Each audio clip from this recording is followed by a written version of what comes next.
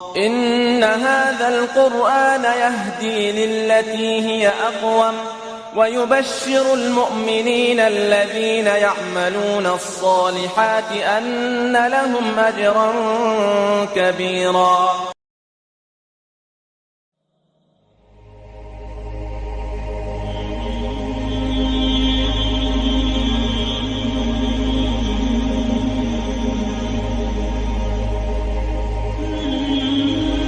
اعوذ باللہ من الشیطان الرجیم بسم اللہ الرحمن الرحیم الف لام میم اللہ لا الہ الا هو الحی القیوم نزل علیک الکتاب بالحق مصدقا لما بین یدیہ وانزل التوراة والانجیل من قبل هدى للناس وأنزل الفرقان إن الذين كفروا بآيات الله لهم عذاب شديد والله عزيز ذو انتقام صدق الله العظيم رب اشرح لي صدري ويسر لي أمري واحلل عقدة من لساني يفقهوا قولي واجعل لي وزيرا من أهلي آمين يا رب العالمين۔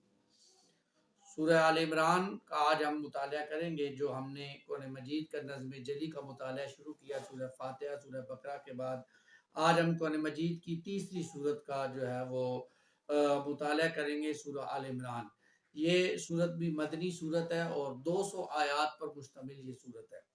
اس سورت کا زمانہ نزول سورہ آل عمران کا زیادہ تر حصہ جو ہے وہ جنگ احد کے بعد سن 3 ہجری میں نازل ہوا ہے، جبکہ کئی صحابہ کی شہادت کے بعد بیواؤں اور یتیموں کے مسائل حل طلب ہو گئے تھے، اس وقت یہ صورت جو ہے وہ نازل ہوئی۔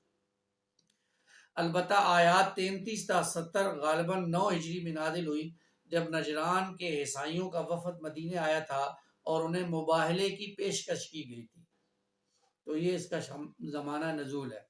سورہ آل عمران کی فضیلت کے حوالے سے ایک روایت میں نے آپ کو سورہ بقرہ کے شروع میں بھی سنائی تھی کہ سورہ آل عمران کے حوالے سے اللہ کے رسول نے فرمایا کہ روز قیامت اپنے پڑھنے والوں کے لیے سورہ آل عمران اور سورہ البقرہ 2 بادلوں، 2 سایوں اور 2 روشنیوں کی صورت میں ظاہر ہو کر جھگڑے گی۔ یہ اللہ تعالیٰ سے جو ہے وہ جھگڑا کرے گی، سورہ آل عمران اور سورہ جو ہے وہ بقرہ۔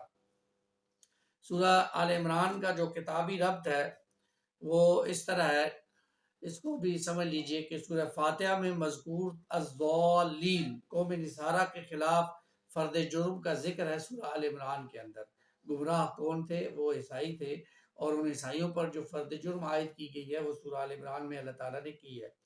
سورہ بقرہ کے آخر میں دعا سکھائی گئی فانصرنا علی القوم الکافرین، کافروں پر غلبے کے لیے اللہ سے مدد طلب کی جائے۔ یہاں سورہ آل عمران میں کافروں پر غلبے کی 4 تدابیر بیان کی گئی ہیں، اللہ تعالیٰ نے بیان کی ہے۔ دوسری بات یہ کہ سورہ آل عمران کے آخری حصے میں جنگ احد کی شکست پر تبصرہ ہے اور اتحاد اور تنظیم کی اہمیت کو اجاگر کیا گیا ہے۔ مسلمانوں کے اتحاد اور اتفاق اور تنظیم کے استحکام اور اجتماعیت کے قیام کی ہدایات دی گئی ہیں۔ اگلی سورت النساء کے جو مرکزی مضمون ہے وہ اجتماعیت ہے، اور اجتماعیت کے اندر خاندان سے لے کر ریاست تک ایک مضبوط اجتماعیت ناگزیر ہوتی ہے۔ اس لیے اجتماعیت کے اندر اگر غلطیاں ہوتی رہیں بار بار تو وہ اجتماعیت کے لیے مفید نہیں ہوتی، اجتماعیت کو خراب کرتی ہیں۔ تو اس صورت کے اندر سورہ آل عمران کے اندر اللہ تعالیٰ نے اجتماعی زندگی کے متعلق بہت اجتماعیت کے متعلق اہم ہدایات دی ہے۔ سورہ بقرہ اور سورہ آل عمران کی مشترکہ جو خصوصیات ہیں، فضائل ہیں، اس کو بھی ہم اپنے سامنے رکھ لیں۔ سورہ بقرہ کے دوسرے حصے میں اہل کتاب بالخصوص یہود کے خلاف فرد جرم عائد کی گئی تھی اور بیان کیا گیا تھا۔ پورے ہم نے جو ہے وہ 9 رکوع پڑھے تھے یہود کے حوالے سے۔ سورہ آل عمران کے پہلے حصے میں اہل کتاب بالخصوص نصارہ کے خلاف فرد جرم عائد کی گئی ہے، عیسائیوں کے خلاف فرد جرم عائد کی گئی ہے۔ سورہ بقرہ میں المغضوب یعنی جو مغضوب علیہم قوم تھی اس کی تفصیل تھی، یعنی یہود اور یہاں الضالین یعنی گمراہ لوگوں کی یعنی نصارہ کی تفصیل ہے۔ سورہ بقرہ کی آیت نمبر 143 میں امت مسلمہ کو امتن وسطا سے خطاب کیا گیا، یعنی معتدل اور متوازن قوم کے خطاب سے نوازا گیا۔ یہاں سورہ آل عمران کی آیت نمبر 110 میں امت مسلمہ کو اللہ تعالیٰ نے خیر امت کا خطاب دیا، بشرطے کہ وہ اپنا کام کرے۔ خیر کنتم خیر امتن، اگر تم دعوت و تبلیغ کا کام کرتے ہو تو تم خیر امت قرار پاؤ گے۔ سورہ بقرہ میں بھی اہل کتاب کو آمنو بما انزلت مصدقا لما معاکم کے الفاظ سے اسلام کی دعوت دی گئی، اور یہاں سورہ آل عمران میں بھی انہیں اسلمتم کے الفاظ سے اسلام کی دعوت دی گئی۔ دونوں صورتوں کا اختتام انتہائی جامع دعاؤں پر ہوا ہے، سورہ بقرہ کے اندر بھی اور سورہ آل عمران کا بھی، جو غلبہ اسلام کے لیے، دین کی اقامت کے لیے، دین کو تخت پر لانے کے لیے تعلق باللہ کی اہمیت پر دلالت کرتی ہے۔ اس سے یہ بھی معلوم ہوتا ہے کہ وہ لوگ جو دین کی جدوجہد کر رہے ہیں، دین کو تخت پر لانا چاہتے ہیں، ان کا اپنا تعلق باللہ بھی مضبوط ہونا چاہیے۔ یعنی یہ نہیں ہو سکتا کہ ان کی اپنی زندگیوں میں تو دین نام کی کوئی چیز نہ ہو اور وہ کہیں کہ دین ہم نے تخت پر لانا ہے۔ ایسے دین تخت پر نہیں آ سکتا۔ پہلے اپنی زندگیوں میں تو لاؤ، پھر تخت پر بھی آ جائے گا۔ اپنی زندگی میں لا نہیں سکتے، تخت پر تم کیسے لاؤ گے؟ تو یہ ہمارے ہاں کچھ لوگوں کا یہ وہم ہے، گمان ہے کہ ہم اپنی زندگیوں میں تو شاید دین لائیں نہ لائیں، تخت پر شاید لے آئیں۔ ایسا ہونا ممکن نہیں ہے، ایسا ہو ہی نہیں سکتا۔ جب تک انسان اپنی زندگی میں دین پر عمل نہ کرے، جو ہے وہ دین، اقامت دین کی جدوجہد جو ہے وہ باور نہیں ثابت ہوگی، وہ غالب اور قائم نہیں ہوگی۔ اللہ اس طرف ہماری توجہ جو ہے وہ ہمیں کرنے کی توفیق عطا فرمائے۔ سورہ آل عمران کی 5 آیات میں اللہ تعالیٰ کی الوہیت کا تذکرہ ہے، الہ ان کا تذکرہ ہے۔ اہل کتاب کو بار بار یہ بتائی گئی بات کہ اللہ کے علاوہ کوئی الہ نہیں ہے، اور یہ سورہ آل عمران کی آیت نمبر 2، آیت نمبر 6، آیت نمبر 63، آیت نمبر 18 اور آیت نمبر 64، اس کے اندر اللہ تعالیٰ نے یہ بات بیان کی ہے۔ سورہ آل عمران میں دین اسلام کی حقانیت کی اللہ تعالیٰ نے دلائل دی ہے، اور اس صورت کے اندر الاسلام کی یعنی جو اللہ تعالیٰ کا دین اسلام ہے، وہ اس کی حقانیت کو ثابت کر کے تمام انسانوں بالخصوص اہل کتاب کو اسلام لانے کا مشورہ دیا گیا۔ اہل کتاب کو صاف بتا دیا گیا کہ اللہ کے نزدیک صرف دین اسلام ہے۔ ان الدین عند اللہ الاسلام، سورہ آل عمران آیت نمبر 19۔ اور پھر یہ کہ سلبی طریقے سے بھی صاف صاف بتا دیا گیا کہ جو شخص اسلام کے علاوہ کوئی دوسرا مذہب اختیار کرے گا، وہ ہرگز اس کا وہ مذہب قبول نہیں کیا جائے گا۔ وَمَن يَبْتَغِ غَيْرَ الْإِسْلَامِ دِينًا فَلَن يُقْبَلَ مِنْهُ، اگر کوئی اسلام کے علاوہ دین لے کر آئے گا تو اس کا کوئی دین قبول نہیں کیا جائے گا، چاہے وہ دین جمہور ہو، چاہے وہ بادشاہی نظام ہو، وہ قبول نہیں کیا جائے گا، صرف اور صرف دین اسلام قبول کیا جائے گا۔ مسلمانوں کی زبان سے کہلوایا گیا کہ ہم رسولوں میں امتیاز نہیں کرتے، یعنی کہ کون سا رسول بنی اسرائیل میں سے ہے اور کون سا رسول بنی اسماعیل میں سے ہے۔ ہم تو اللہ کے آگے جھکنے والے یعنی مسلمون ہیں، ہم تو سارے انبیاء کو مانتے ہیں، چاہے وہ بنی اسرائیل سے ہوں چاہے وہ بنی اسماعیل سے ہوں۔ اور اللہ تعالیٰ اسلام لانے کے بعد کفر کا حکم نہیں دیتا، اس کا تذکرہ ہے۔ یعنی جو شخص اسلام لے آتا ہے، اب اس کی زندگی، اس کا جینا مرنا اسلام کے ساتھ ہونا چاہیے۔ میری زندگی کا مقصد تیرے دین کی سرفرازی، میں اسی لیے مسلمان، میں اسی لیے نمازی۔ پھر یہ کہ مسلمانوں کو حکم دیا گیا کہ ان کی موت اسلام ہی کی حالت میں ہونی چاہیے، اور وَلَا تَمُوتُنَّ إِلَّا وَأَنْتُمْ مُسْلِمُونَ، اور انسان کا معاملہ یہ نہ ہو کہ وہ اللہ تعالیٰ کی نافرمانی کر رہا ہو اور اللہ تعالیٰ کی ساتھ جو ہے وہ بدعہدی میں مبتلا اور اس کی موت آ جائے، ایسا نہیں ہونا چاہیے۔ یعنی اس کی 24 گھنٹے کی زندگی اللہ اور اس کے رسول صلی اللہ علیہ وسلم کی اطاعت کے مطابق ہو۔ سیدنا عیسیٰ علیہ السلام کے تمام حواریوں نے گواہی دی تھی کہ ہم مسلمان یعنی مسلمون ہیں، لیکن آج کے عیسائی اس چیز کو نہیں مانتے ہیں۔ آج کے عیسائی عیسیٰ علیہ السلام کی تعلیمات کو بھی چھوڑ چکے ہیں۔ اہل کتاب سے مجادلہ کر کے اسلام کی دعوت دینے کا حکم دیا گیا ہے۔ وہ منہ موڑ لے تو خود یہ گواہی دینا کہ ہم مسلم ہیں، یعنی ہمارا کام ہے ان کو دعوت دینا، اگر وہ نہیں مانتے تو ہم مسلم ہیں، اس پر قائم رہنا ہے ہم نے۔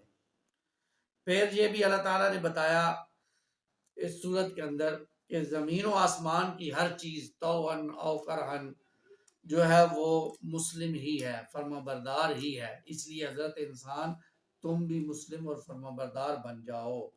سیدنا ابراہیم علیہ الصلوۃ والسلام کے بارے میں بتایا گیا کہ وہ یہودی اور عیسائی بھی نہ تھے اور وہ مشرک بھی نہ تھے، وما کان من المشرکین، بلکہ وہ مسلمن حنیفہ مسلم تھے، حنیفہ حنفی تھے، یعنی اللہ کی طرف یکسو سے رجوع کرنے والے تھے۔ پھر یہ کہ بنی اسرائیل یہود و نصارہ اور بنی اسماعیل کے امیین مشرکین مکہ دونوں کو اسلام کی دعوت دی گئی، سورہ آل عمران کی آیت نمبر 20 کے اندر۔ سورہ آل عمران میں اہل کتاب کے بارے میں بہت اہم احکامات دیے گئے۔ سورہ آل عمران کی بہت ساری آیات میں تفصیل کے ساتھ اہل کتاب کے لیے احکامات دیے گئے۔ آیت نمبر 19، آیت نمبر 20، آیت نمبر 23، آیت نمبر 61، آیت نمبر 64، آیت نمبر 65، 66، 67 اور یہاں تک کہ آیت نمبر 199 تک بہت سی آیات ہیں جن کے اندر اہل کتاب کے بارے میں اللہ تعالیٰ نے احکامات دیے ہیں۔ سورہ آل عمران میں لفظ امیین کے استعمال کی بھی اللہ تعالیٰ نے حکمت کو بیان کیا ہے۔ سورہ آل عمران میں امیین کا لفظ کا استعمال ایک خاص مفہوم رکھتا ہے۔ وہ دو مفہوم بیان کیے، ایک یہ کہ بنی اسرائیل جو نسلی تعصب اور تفاخر میں مبتلا ہیں، چنانچہ وہ یہ کہتے ہیں لیس علینا فی الامیین سبیل، یعنی بنی اسماعیل کے امیین کے مال ہڑپ کرنے میں کوئی مذائقہ نہیں ہے، ان معنوں میں انہوں نے اس کو استعمال کیا۔ اور دوسرا یہ کہ رسول اللہ صلی اللہ علیہ وسلم کو ہدایت کی گئی کہ وہ بنی اسرائیل کے علاوہ بنی اسماعیل امیین کو بھی اسلام کی دعوت دیں، ان تک بھی اللہ کے پیغام کو پہنچائیں۔ سورہ آل عمران کے اندر لفظ فرقان کے استعمال کی حکمت کو اللہ تعالیٰ نے یوں بیان کیا کہ اس صورت میں قرآن مجید کو الفرقان یعنی فرق کر دینے والی کتاب کہا گیا۔ یہ تورات اور انجیل کی جو تحریفات کی انہوں نے خود، اس کے پور کو کھول دینے والی کتاب ہے، اس لیے اس کو الفرقان کہتے ہیں۔ سورہ آل عمران کے اندر اللہ تعالیٰ نے متشابہات سے بچنے کا حکم دیا ہے۔ اس صورت میں مسلمانوں کو ہدایت دی گئی ہے کہ وہ متشابہات کی تعویل کے فتنے سے کے اندر گرفتار نہ ہوں۔ جن کے دلوں میں زیغ، گجی، ٹیڑھ ہوتی ہے، وہ تمام گمراہ فرقے بھی متشابہات کی پیروی کرتے ہیں، لیکن جو مومن ہے وہ متشابہات کی اندر جو ہے وہ غوطہ زن نہیں ہوتے۔ مسلمانوں کو اللہ تعالیٰ نے اس صورت کے اندر بہت پیاری دعا سکھائی، ربنا لا تزغ قلوبنا بعد اذ ہدیتنا وہب لنا من لدنک رحمہ انک انت الوہاب۔ آیت نمبر 8 کے اندر، اے اللہ ایمان کی ہدایت دینے کے بعد ہمارے دلوں کو ٹیڑھا کجی اور نہ کرنا، ہمیں ہدایت دینا اور اس پر قائم رکھنا۔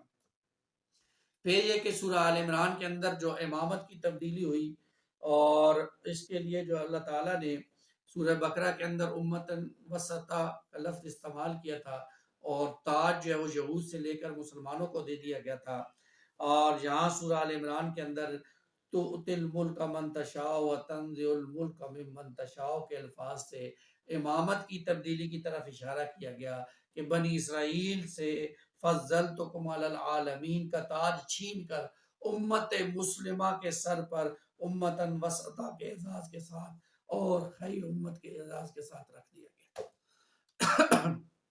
یہ تو افسوس کی بات ہے، آج ہم نے اپنے آپ کو خیر امت سمجھنا چھوڑ دیا۔ اللہ تعالیٰ نے تو ہمیں خیر امت کا خطاب دیا نا، ہمارے لیے تو آج بھی یہ خیر امت کا خطاب موجود ہے، ہم چاہیں تو آج بھی خیر بن سکتے ہیں اگر ہم اس خیر کو قرآن مجید کو پھیلانے والے بن جائیں۔ تو اس خطاب کو جس کے رتبے ہیں سوا، ان کے سوا بڑی مشکل ہے۔ اگر اللہ نے اتنا اونچا رتبہ دیا ہے تو اس کے کچھ تقاضے بھی ہیں۔ اس کا یہ تقاضا نہیں ہے کہ بس انسان مال و دولت ہی کماتا رہے، بلکہ اس کے تقاضا یہ بھی ہے کہ انسان اللہ کی دین کی خدمت کرے اور اس کے اندر لگ جائے کہ اقوام عالم تک اس دین کو پہنچایا جائے۔ سورہ آل عمران کے اندر اولو الالباب لفظ استعمال ہوا اور اولو الابصار، یہ دو الفاظ استعمال ہوئے ان کی حکمت کو بھی اللہ تعالیٰ نے بیان کیا، اور اس صورت کے اندر یہ دو جو الفاظ اولو الالباب اور اولو الابصار کے الفاظ آئے، اس کے ذریعے سے عقل مندوں کی صفات بیان کی گئی۔ اولو الالباب یعنی عقل مندوں کی وضاحت کی گئی کہ یہ لوگ متشابہات کی تعویل نہیں کرتے، محکمات کی پیروی کرتے ہیں، وہ آیات جن کا اندر اللہ نے احکامات بیان کر دی اس کی پیروی کرتے ہیں۔ آیت نمبر 8 کے اندر اس کا تذکرہ ہے۔ اولو الالباب یعنی عقل مندوں کی وضاحت کی گئی کہ یہ لوگ اللہ کو یاد کرتے ہیں، کائنات پر غور و فکر کر کے، عقیدہ توحید اختیار کر کے، اور اپنی زبان سے یہ دعائیں مانگتے رہتے ہیں کہ اللہ ہمیں دوزخ کے عذاب سے بچا۔ ان فی خلق السماوات والارض واختلاف اللیل والنہار لآیات لأولی الالباب، سورہ آل عمران آیت نمبر 190۔ اولو الابصار یعنی عقل والے، عقل مندوں کو دعوت دی گئی کہ وہ جنگ بدر سے نصیحت حاصل کریں گے کہ کس طرح اللہ تعالیٰ نے ایک چھوٹے سے گروہ کو ایک بڑے گروہ پر فتح اور نصرت عطا کر دی۔ سورہ آل عمران کی آیت نمبر 13 میں اس کا تذکرہ ہے۔ سورہ آل عمران میں اہل کتاب کو ان کے جد امجد سیدنا ابراہیم علیہ السلام کے حوالے سے تذکیر بھی کی گئی، اور اہل کتاب کو اسلام کی دعوت بھی دی گئی۔ آل ابراہیم کو سارے عالم میں برگزیدہ کہا گیا اس سورت کی آیت نمبر 33 کے اندر۔ تورات اور انجیل ابراہیم علیہ السلام کے بعد نازل کی گئی۔ آیت نمبر 65 میں اللہ تعالیٰ نے ذکر کیا، اور یہ بات بھی سمجھ لینی چاہیے کہ سیدنا ابراہیم علیہ السلام کا زمانہ 2100 قبل مسیح ہے، جبکہ 1300 قبل مسیح میں سیدنا موسیٰ پر تورات نازل کی گئی، اور اس کے 1300 سال بعد سیدنا عیسیٰ پر انجیل نازل کی گئی۔ سیدنا ابراہیم علیہ السلام یہودی یا نصرانی نہیں تھے، اس کا تذکرہ ہے سورہ آل عمران کی آیت نمبر 67 میں۔ سیدنا ابراہیم سے قریب تر حضرت محمد صلی اللہ علیہ وسلم اور ان کے صحابہ ہیں، اس کا تذکرہ ہے آیت نمبر 68 میں۔ مسلمان یہودیوں کی طرح متعصب نہیں ہے، بلکہ سارے پیغمبروں پر ایمان لاتے ہیں۔ آیت نمبر 84 میں اس کا تذکرہ ہے۔ پھر یہ کہ بنی اسرائیل کو فَاتَّبِعُوا مِلَّتَ ابراہیم حنیفہ کے الفاظ سے ملت ابراہیم کی پیروی کرنے کی ہدایت کی گئی، سورہ آل عمران کی آیت نمبر 95 میں۔ مقام ابراہیم مکہ میں وہ جگہ ہے، یعنی مطاف جب لوگ حج کرنے جائیں خانہ کعبہ کے دروازے کے بالکل تھوڑا سا اس سائڈ پر، تو اس کو کہتے ہیں مقام ابراہیم، جہاں ابراہیم علیہ السلام کھڑے ہوتے تھے۔ وہاں وہ پتھر بھی ہے جس پر کھڑے ہو کر آپ نے خانہ کعبہ کی دیواروں کو تعمیر کیا تھا۔ طواف کے بعد وہاں جگہ مل جائے تو 2 رکعت نماز نفل پڑھنا، یہ مسنون عمل ہے۔ اگر وہاں جگہ نہ ملے تو پھر کہیں بھی حرم کے اندر وہ نفل پڑھے جا سکتے ہیں۔ سورہ آل عمران کے 2 بڑے حصے ہیں، اور یہ کیونکہ 200 آیات پر مشتمل صورت ہے تو اس کے 2 بڑے حصے ہیں اور 7 پیراگراف ہیں۔ پہلے حصے میں 4 پیراگراف ہیں اور دوسرے حصے میں 3 پیراگراف ہیں۔ پہلا حصہ جو ہے وہ ابتدائی 101 آیات پر مشتمل ہے، جو اہل کتاب بالخصوص عیسائیوں سے متعلق ہے، اور دوسرا حصہ آیت نمبر 102 سے لے کر آیت نمبر 200 تک ہے، جس میں مسلمانوں کو اہل کتاب اور دیگر کافرین پر فتح اور نصرت کے لیے اللہ تعالیٰ نے تنظیمی جماعتی ہدایات دی ہیں۔ سورہ آل عمران کا نظم جلی یہ ہے کہ میں نے عرض کیا کہ اس سورت کے جو ہے وہ 7 پیراگراف ہیں۔ پہلا پیراگراف آیت نمبر 1 سے 19 تک مشتمل ہے، اور یہ تمہیدی قسم کا ہے۔ اس کے اندر قرآن کو الفرقان کہا گیا، جس نے اہل کتاب کی تعریفات کے پولوں کو کھول کے رکھ دیا۔ اہل کتاب بالخصوص عیسائیوں کو توحید اور اسلام کی دعوت دی گئی، اور قرآن کا تعارف کرایا گیا کہ یہ تورات اور انجیل کی طرح اللہ کی وحی ہے۔ قرآن صحیح اور غلط کو فرق کو واضح کر دیتا ہے۔ یہ الفرقان ہے۔ اب اندازہ کریں، آج بھی یہ الفرقان ہے۔ آج بھی ہم جاننا چاہتے ہیں صحیح کیا ہے غلط کیا ہے، تو ہم قرآن کے ساتھ جڑ جائیں، انشاءاللہ ہمیں پتہ چل جائے گا صحیح کیا ہے اور غلط کیا ہے۔ اللہ تعالیٰ جسے چاہے بغیر باپ کے بھی ارحام میں حمل ٹھہرا سکتا ہے۔ عیسائی متشابہات میں گرفتار ہو کر گمراہ ہو گئے ہیں، اور محکمات اور متشابہات کے بارے میں عقل مندوں کا رویہ اختیار کرنے کی ہدایت دی گئی۔ محکمات اور متشابہات دونوں پر ایمان رکھنا چاہیے، لیکن متشابہات کی تعویل سے اجتناب کرنا چاہیے۔ جن کے دلوں میں ٹیڑھ ہوتی ہے وہی متشابہات میں الجھ پڑتے ہیں۔ ضیغ قلب سے بچنے کے لیے دعا سکھائی گئی، ربنا لا تزغ قلوبنا بعد اذ ہدیتنا وہب لنا من لدنک رحمہ انک انت الوہاب۔ آیت نمبر 10 تا آیت نمبر 32 یہ دوسرا پیراگراف ہے جس کے اندر اہل کتاب بالخصوص عیسائیوں کو اسلام کی دعوت ہے۔ پہلے حصے میں ان کے پولوں کو کھولا گیا، اب دوسرے حصے میں ان کے سامنے دعوت رکھی جا رہی ہے۔ اولی الابصار یعنی اہل بصیرت کو ہلاکت فرعون اور جنگ بدر میں قریش کے بڑے بڑے سرداروں کی ہلاکت سے عبرت حاصل کرنے کا مشورہ دیا گیا۔ اہل کتاب کو اسلام کی دعوت دی گئی کہ اسلام اللہ کے نزدیک صرف ایک ہی دین ہے، ان الدین عند اللہ الاسلام۔ پھر یہ کہ اہل کتاب اور مشرکین سے اسلام قبول کرنے میں کا مطالبہ ہے کہ کیا تم اسلام قبول کرو گے یا نہیں کرو گے؟ اسلم تم، کیا تم اسلام قبول کرتے ہو؟ یہودیوں کو محبت الہی کا دعویٰ کرنے کے بجائے محمد صلی اللہ علیہ وسلم کی اطاعت کا حکم دیا گیا۔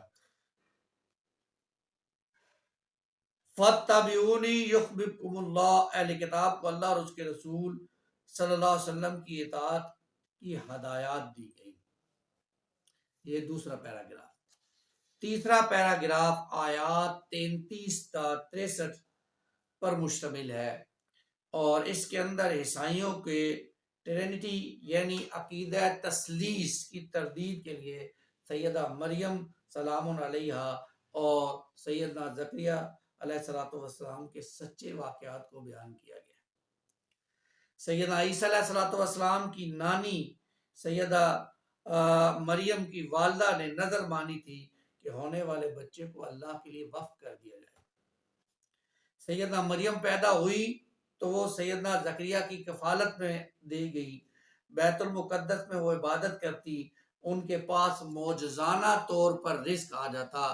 اس پر سیدنا زکریا کو تعجب ہوا اور انہوں نے بھی بڑھاپے میں اللہ سے دعا کی، چنانچہ انہیں بھی معجزانہ طور پر بڑھاپے میں سیدنا یحییٰ علیہ السلام کی شکل میں بیٹا عطا کر دیا گیا۔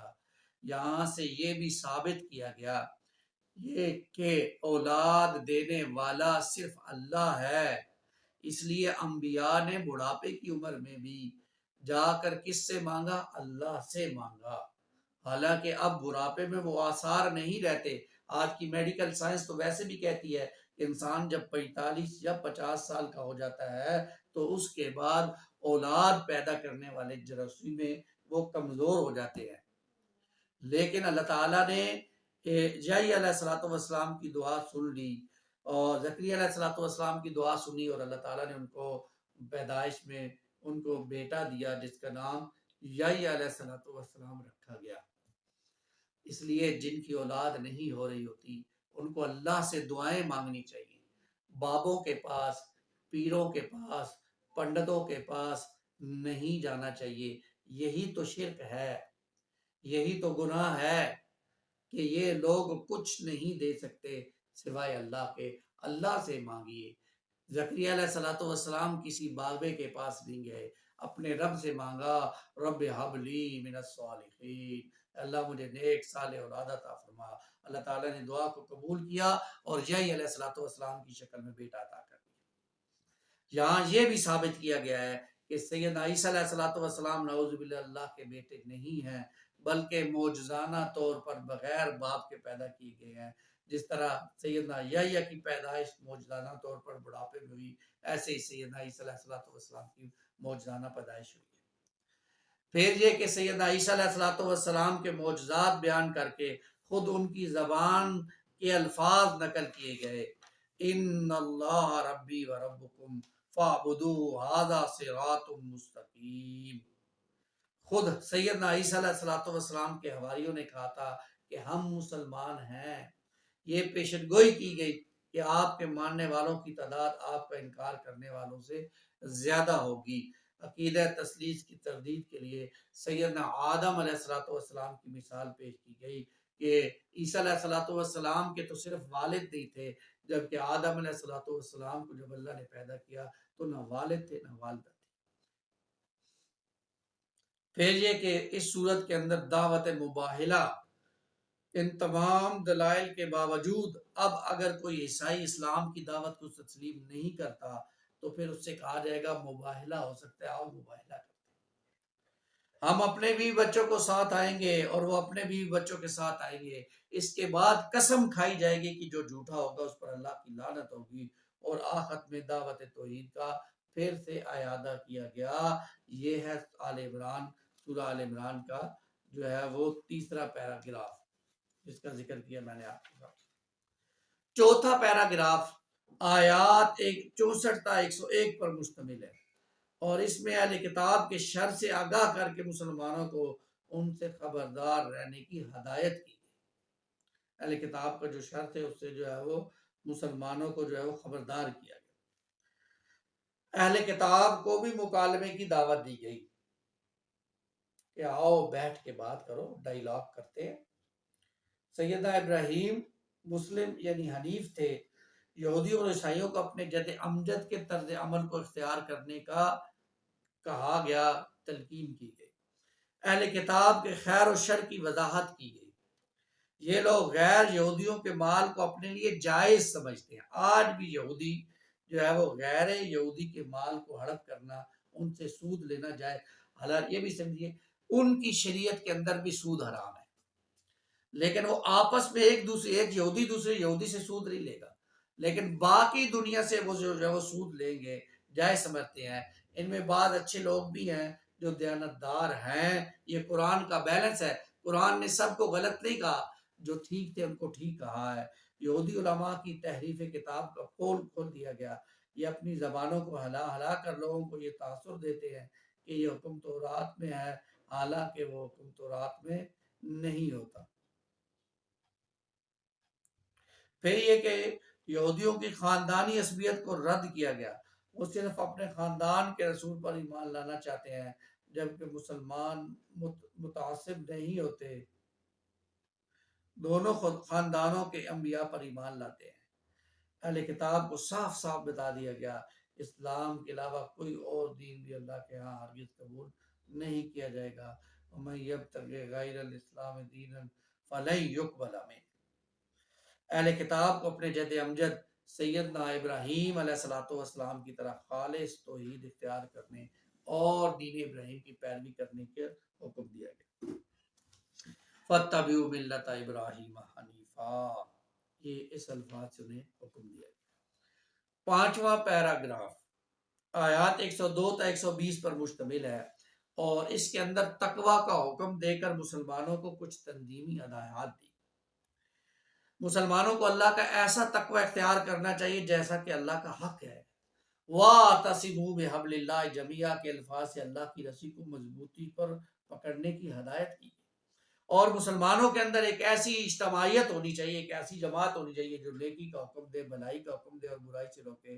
دعوت و تبلیغ کا ایک اجتماعی فریضہ ہے جو دیا گیا مسلمان، یعنی بہت سے علماء نے کہا، اور ڈاکٹر اسرار احمد رحمہ اللہ تعالیٰ نے بھی یہ کہا کہ 102، 103 اور 104 ان تین آیات کے اندر اللہ تعالیٰ نے امت مسلمہ کو سحر نکاتی لاہ عمل دیا ہے۔ پہلا یہ کہ قرآن کی دعوت کے ذریعے سے دلوں کو نرم کیا جائے، اس کے اندر اللہ کی محبت کو شامل کر کے دنیا کی محبت کو نکالا جائے۔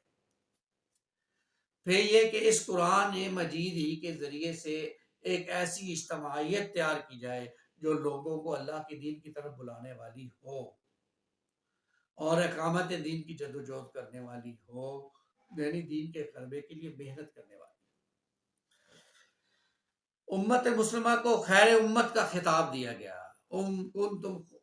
کنتم خیر امت اخرجت للناس تأمرون بالمعروف وتنہون، اس کا نصب العین امر بالمعروف اور نہی عن المنکر ہے۔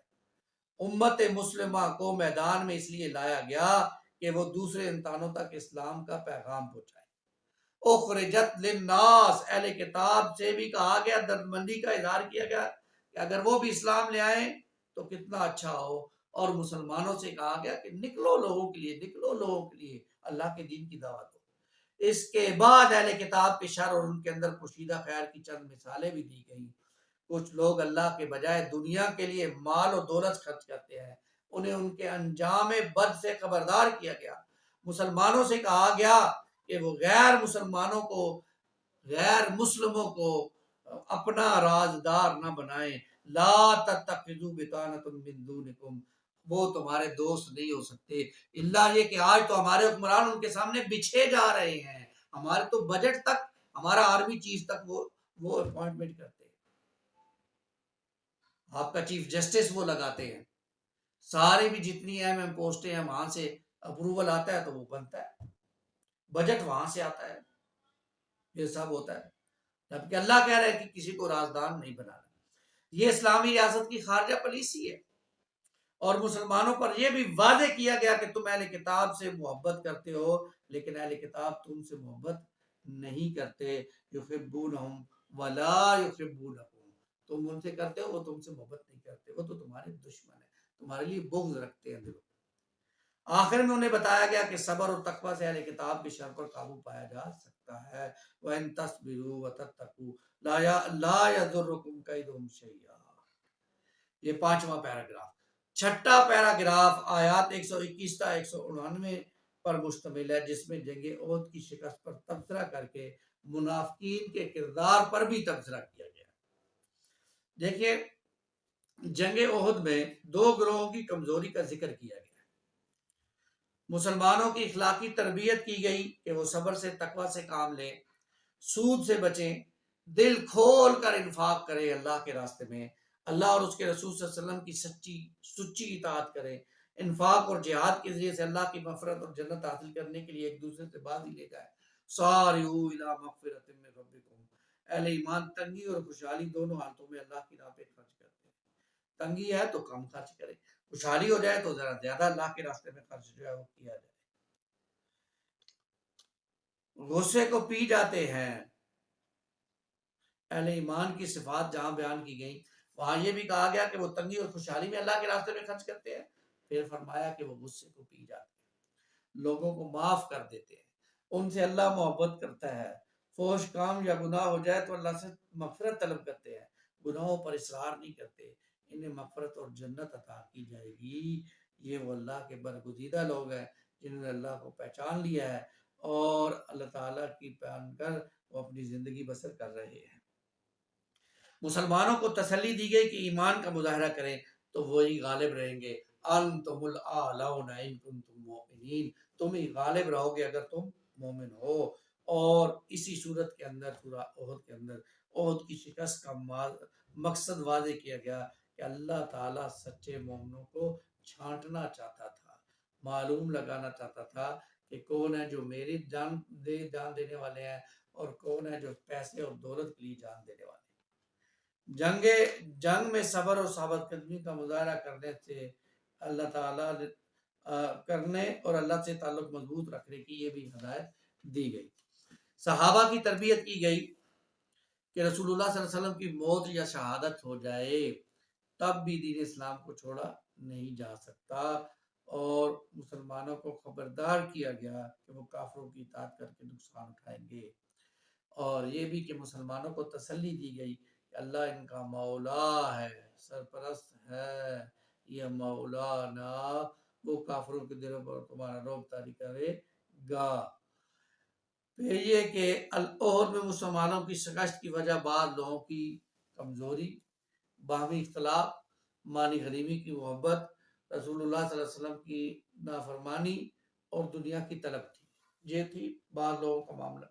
آیت نمبر 152 میں اس کا تذکرہ ہے۔ جنگ احد میں منافقین کا کردار، ان کی ہوس اقتدار کا تذکرہ کیا گیا۔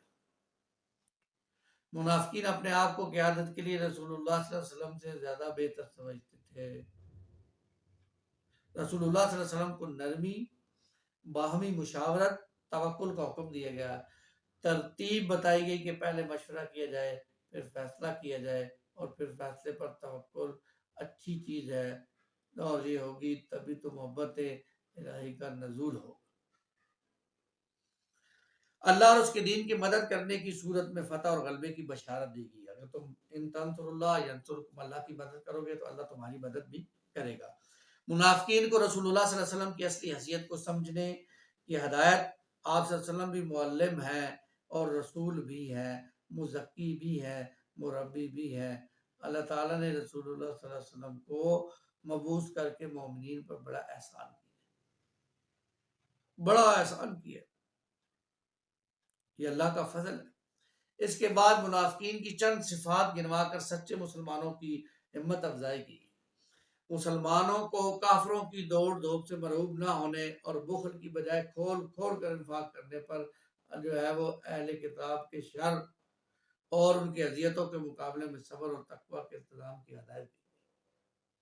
اہل کتاب اہل شکن بھی ہیں اور نافرمان بھی، یہ سزا کے مستحق ہیں۔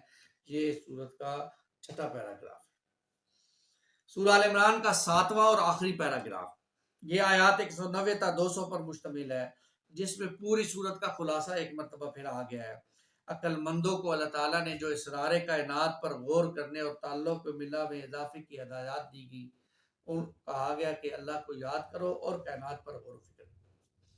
منادا رسول اللہ صلی اللہ علیہ وسلم کی آواز پر لبیک کہنے کو کہا گیا کہ اللہ کے رسول صلی اللہ علیہ وسلم جب بلائیں ان کی پکار پر لبیک۔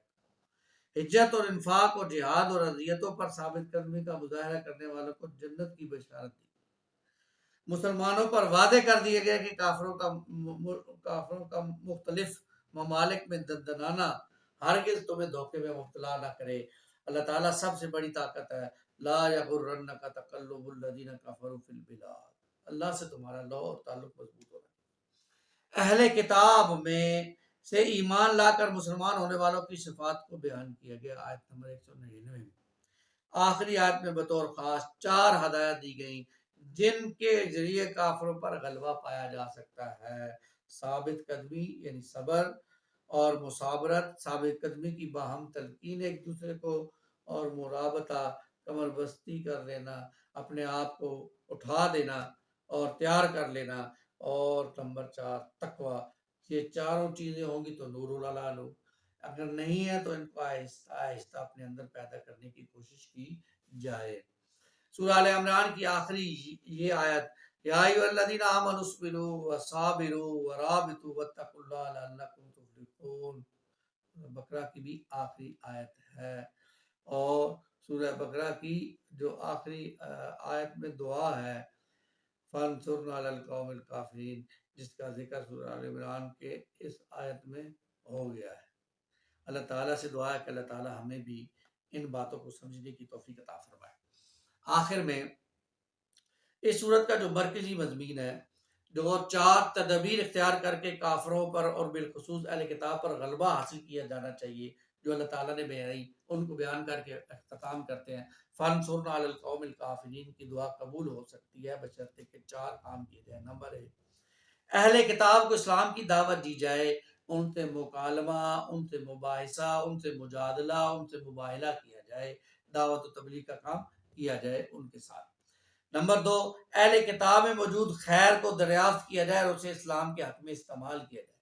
یہی وہ سارے غلط نہیں ہیں، جو ان کا غلط پارٹ ہے اس کو جو ہے وہ چھوڑ کر جو ان میں خیر ہے اس کو دریافت کی کر اسے اسلام کے حق کے لیے استعمال کیا جا سکتا ہے۔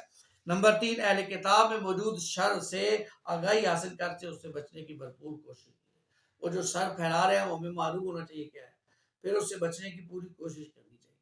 اور نمبر 4، امت مسلمہ کی صفوں کے اندر کامل اتحاد اور اتفاق پیدا کیا جائے، تقوی کی بنیاد پر امت کی تنظیم کی جائے، اور جنگ احد کی شکست کے اسباب کا جائزہ لے کر مستقبل میں داخلی کمزوریوں بالخصوص نفاق اور پراپیگنڈے پر قابو پانے کی کوشش کی جائے۔ اللہ تعالیٰ سے دعا ہے کہ اللہ تعالیٰ ہمیں قرآن مجید کے اس فہم کو اپنے اندر سمجھونے کی، اپنے اندر سمیٹنے کی توفیق عطا فرمائے، اور اللہ تعالیٰ ہمیں اس پیغام کو لے کر ساری دنیا میں پھیلنے کی توفیق عطا فرمائے۔ آمین یا رب العالمین۔ اقول قولی ھذا استغفر اللہ لی ولکم ولسائر المسلمین۔